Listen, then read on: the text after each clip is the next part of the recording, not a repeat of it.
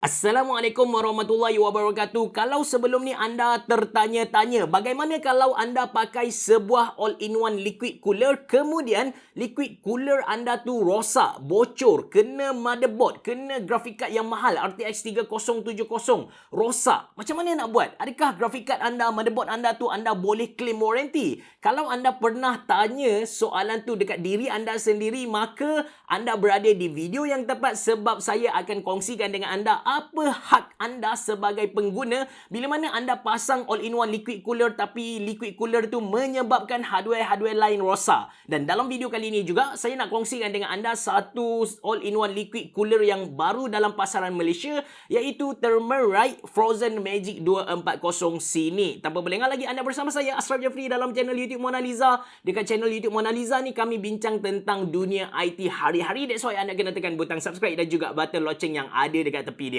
Jom!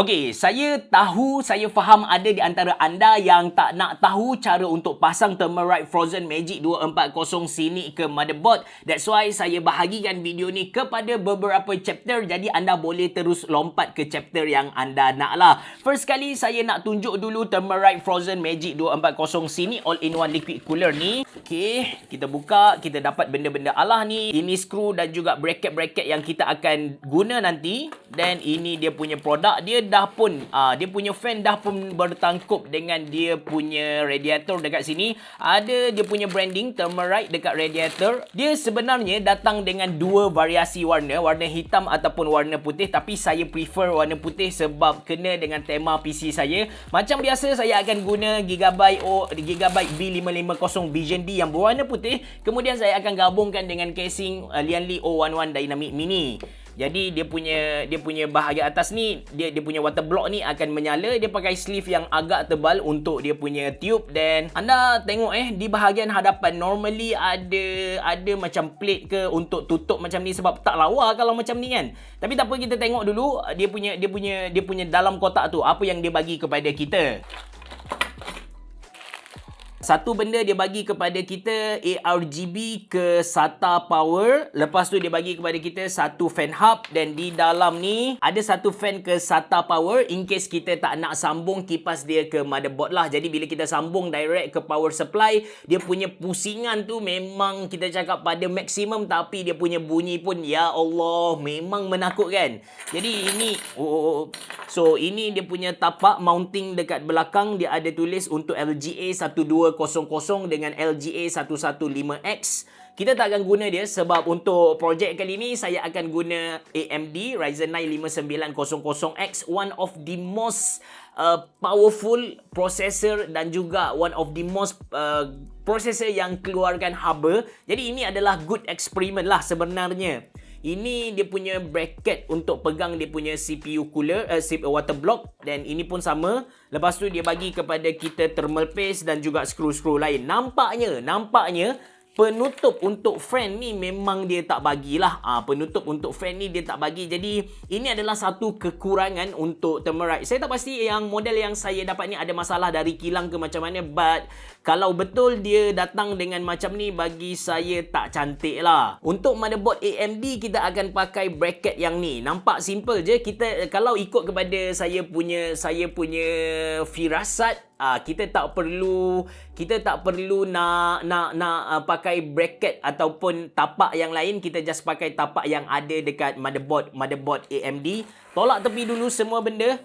Dan kita pasang dekat water block dia. Cara pasang dia punya bracket ke water block ni simple saja. Kita just lagakan ikut soket yang ada dekat sini. Kemudian kita pusing ke atas ikut arah jam. Settle. Simple guys. Lepas tu kita just lagakan dia punya pemegang tadi ke tapak yang ada dekat sini. Tapak AMD yang ada dekat motherboard. Tapi sebelum tu macam biasa kita pasang thermal paste dulu. Okay, so dia dah bagi kepada kita satu thermal paste dari dia punya brand Thermalright TF7. Dia punya model. Model ni pun kita boleh beli, tak silap saya harga dalam RM20 something macam tu. Dan kita pasang thermal paste ikut amount yang mencukupi saya letak macam tu. Macam biasa, sebelum kita lekatkan water block ke kita punya processor tu, make sure kita cabut dulu stiker yang ada dekat copper ni. Okay, cabut stiker dia. Kemudian baru kita pasang.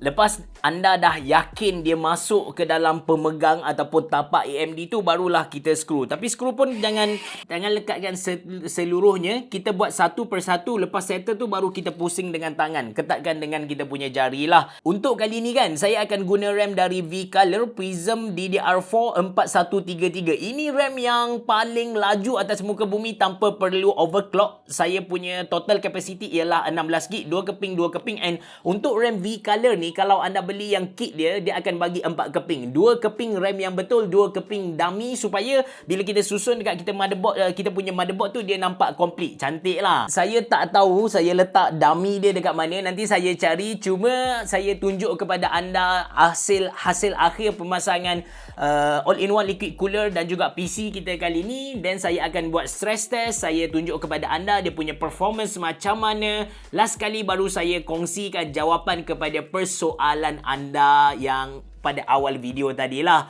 Okey, ini hasil akhir pemasangan PC kita menggunakan all-in-one liquid cooler dari Thermalright, iaitu Thermalright Frozen Magic 240 Scenic. Sekali tengok pun kita dah dapat konsep minimalis yang cuba dibawa oleh Thermalright dekat all-in-one liquid cooler mereka ni lah. Kalau anda tengok dekat water block tu, ada logo Thermalright, kemudian dia punya RGB tu macam samar-samar gitu. Tapi dia punya efek tu lawa lah. Dekat sini kita nampak yang Thermalright dia cuba bagi RGB kepada kita tapi tak over sangat. Dan kalau anda perasan dekat dia punya kipas tu, tak ada LED langsung. Tak macam kebanyakan all-in-one liquid cooler yang lain lah. Dia lebih plain macam tu. Dan untuk kipas ni, saya percaya yang saya dapat ni ada sedikit kecacatan. Dekat tengah dia tu tak ada logo, tak ada emblem, which is dia macam bogel sikit. But sekali lagi, saya percaya ini adalah factory defect. Kalau anda beli, insyaAllah tak ada masalah ni lah. Alright, dari segi performance, seriously masa mula-mula tengok result dia untuk idle temperature Ryzen 9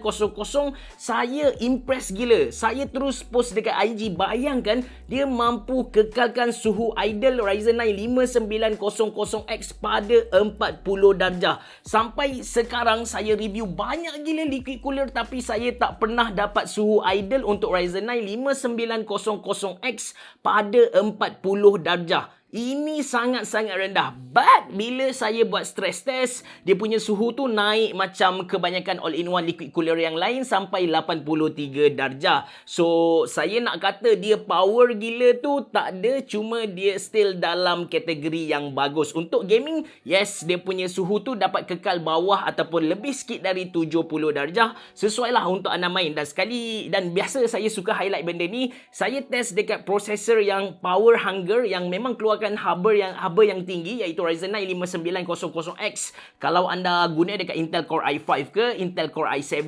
ke, ataupun anda guna dekat Ryzen 5, Ryzen 7, dia punya suhu tu akan jadi lagi rendah. Okey, sekarang kita masuk topik utama kita, iaitu bagaimana kalau all-in-one liquid cooler yang kita guna tu merosakkan hardware yang lain macam graphic card, motherboard, processor yang ada di dalam kita punya PC lah. Saya tak pasti brand lain, tapi sekarang saya nak cerita tentang Thermalright. Lagipun video ni memang fokus kepada Thermalright Frozen Magic 240 Scenic all-in-one liquid cooler. Untuk Thermalright ni, dia datang dengan 5 tahun warranty, which is warranty produk adalah perkara biasa. Anda beli mana-mana produk, tak kisah ID cooling ke, Deepcool ke, apa lagi, Silverstone ke, Kuga ke, dia memang datang dengan warranty untuk produk tu sendiri. Maksudnya kalau liquid cooler dia punya pump rosak ke, macam mana dia punya tube bocor bukan disebabkan physical damage ke, dia akan ada warranty. Ini adalah perkara yang biasa. Apa yang menarik tentang Thermalright,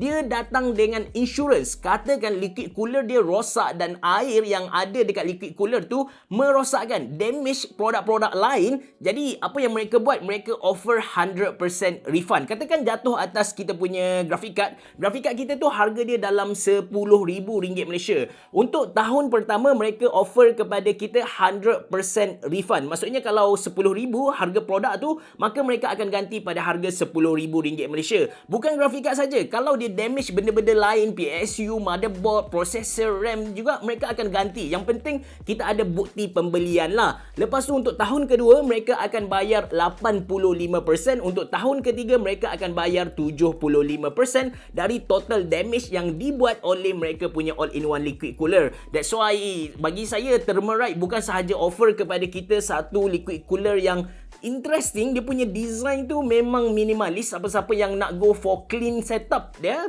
Thermalright Frozen Magic 240 Scenic ni antara pilihan yang patut anda tengok. Lepas tu dia punya performance dalam kategori yang bagus. Memang saya tak kata dia the best one, but dia dalam kategori yang bagus, and masa dia boleh kekalkan suhu idle Ryzen 9 5900X pada 40 darjah. Saya betul-betul kagum dengan dia punya performance. Lepas tu dia bukan sahaja datang dengan 5 tahun warranty, tapi dia ada insurance. Cuma anda kena faham yang insurance dia ni adalah 3 tahun sahaja, manakala untuk dia punya warranty tu 5 tahun. Kiranya bila masuk ke tahun keempat, tahun kelima, kalau dia rosak, dia damagekan produk-produk yang lain, anda tak akan dapat refund untuk hardware-hardware yang lain lah. Untuk brand lain saya tak pasti. Yang saya confirm Thermalright, dan satu lagi yang saya percaya, saya yakin ialah ID cooling. Sebab dalam 2 minggu ni memang ada satu isu ID cooling yang merosakkan 1 biji PC customer. Jadi saya handle kes ni, saya pun hantar dekat ID cooling dan mereka willing to pay kerosakan yang customer buat. Cuma